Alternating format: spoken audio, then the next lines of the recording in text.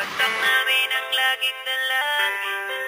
Merong kayong buwang sa aming damdamin. Dahil nga mahal namin. Para to sa mga haters namin, napagbagsak namin ang laging dalangin.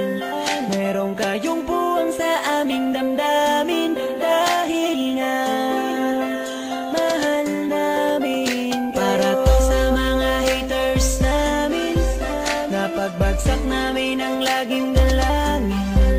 Merong kayong buwang sa aming damdamin. Dahil nga mahal namin kayo. Mas may bago bang kanta? Pwede pakinig po, iniidolo kita.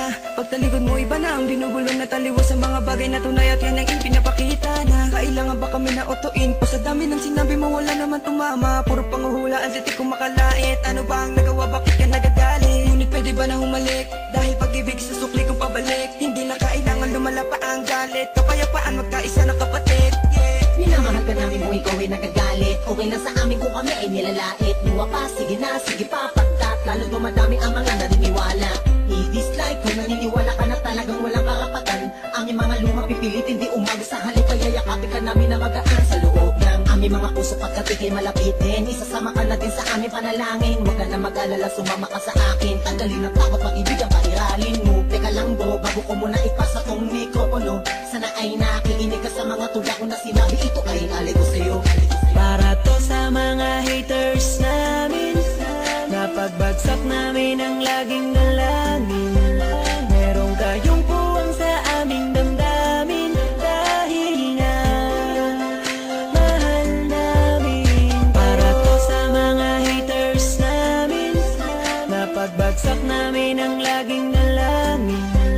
Merong kayong puwang sa aming damdamin. Dahil nga mahal namin Kung isa ka sa aming mga haters, ito para sa'yo, ito aking kapatid. Sana iyong mabatid, sana din na mapatid ang lubid. Kahit palagay mo sa amin ay tagilid.